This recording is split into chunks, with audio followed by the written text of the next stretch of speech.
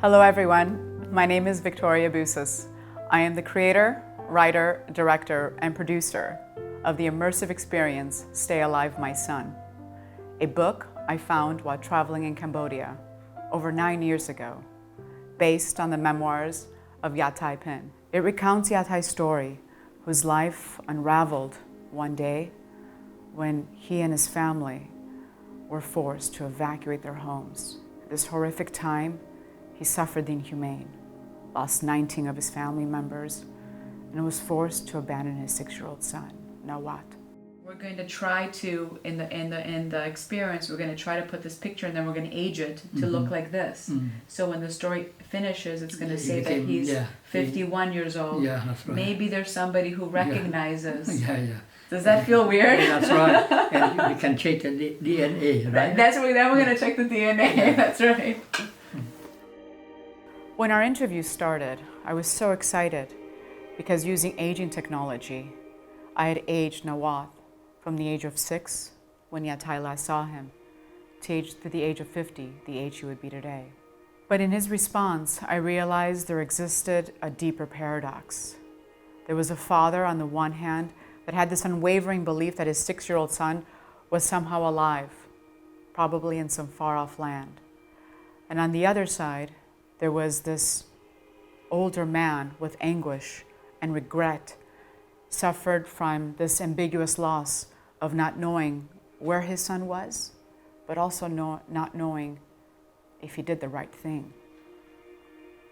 These events with Ty during these interviews would inspire the beginning of this experience.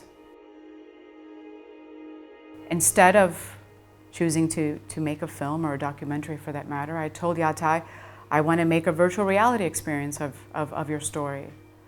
He was very confused. He's like, you want to make me into a game? I said, no. I said, this technology is unlike anything else in the world. I believe that if we allow people to step into your shoes and live and experience your story first-handedly, it would be more powerful. I wanted to pioneer the future of storytelling by combining the narrative power of cinema, the interactive capabilities of gaming, and my knowledge of the Unreal game engine to leverage this technology to bring about fantasy, to deliver an entertaining experience, an exciting one, an educational one. I also saw an opportunity to speak to younger generations in a different way and to hopefully, through that experience, for them to become more aware so that the past is not mirrored in our future. See, the brain is a funny thing. Once you close it off and you give it the certain stimuli from sight, spatialized sound, and interactivity, the brain starts shortly believing that you are actually that person experiencing the story.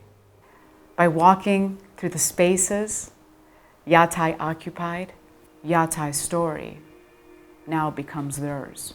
Imagine experiencing the emotion of guilt, regret, hope, but also empowerment and triumph. Those kinds of emotions stay with you, and I believe through that transformative, heroic journey, when we remove the headset, we have this deeper need to also act. It's not just an empathy machine. It's compassion, which is empathy plus action.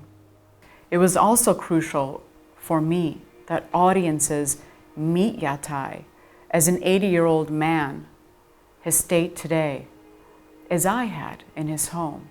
But how do you humanize something that is not human, that's virtual? The process was very complex.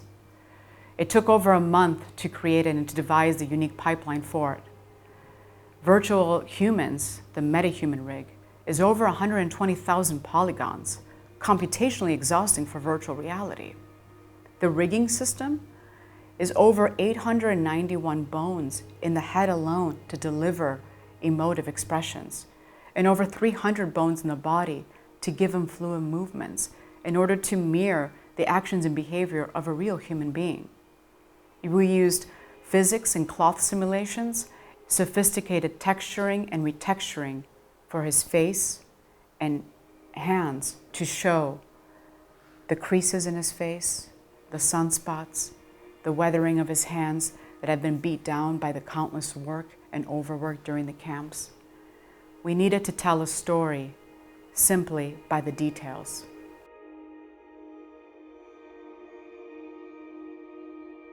I can't tell you the number of times that the experience broke, or we thought that this was enough. Our graphics cards were about to explode, our computational power was exhausted. But I was determined with my team to deliver a visually stunning experience. Little did I know that before production would be well underway, a war broke out, and 3 of our Ukrainian team members had to stop working on the project. They also had to migrate to Poland or East Ukraine in order to survive. One continued on with us, our lead programmer and our lead animator. And through the various calls we had each day, we almost relived Yatai's story, but also we were empowered by it. Our incredible team band together as a family to support one another. And before you knew it, Stay Alive, My Son became more than just an experience we were going to deliver to audiences.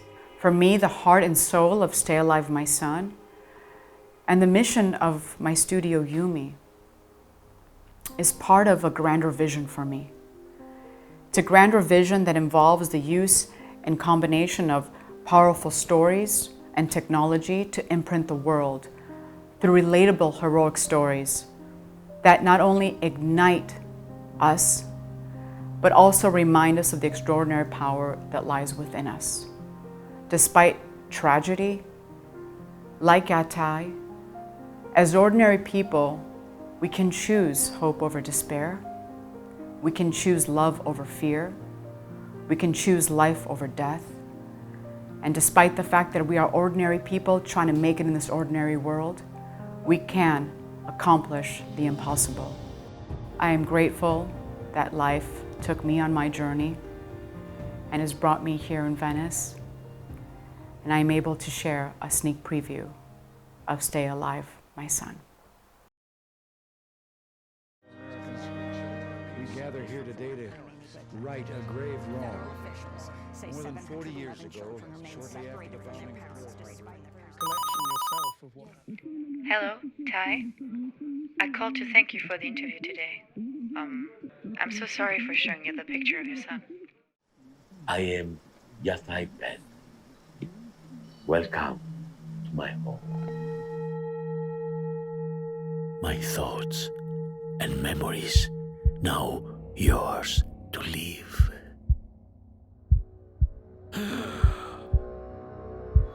Is this my punishment for leaving you? Yes. During the Vietnam War, Cambodian boys were radicalized into soldiers and became monsters.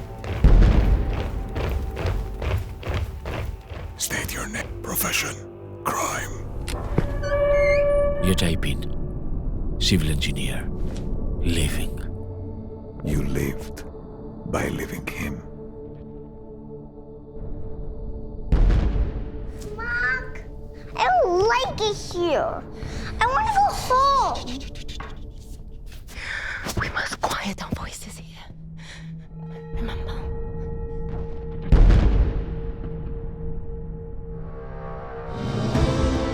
I still think of him, his life, where he would be. I've imagined our conversation. If I found him, I would tell him our story. If he looked into my eyes, he would know I abandoned him because I loved him.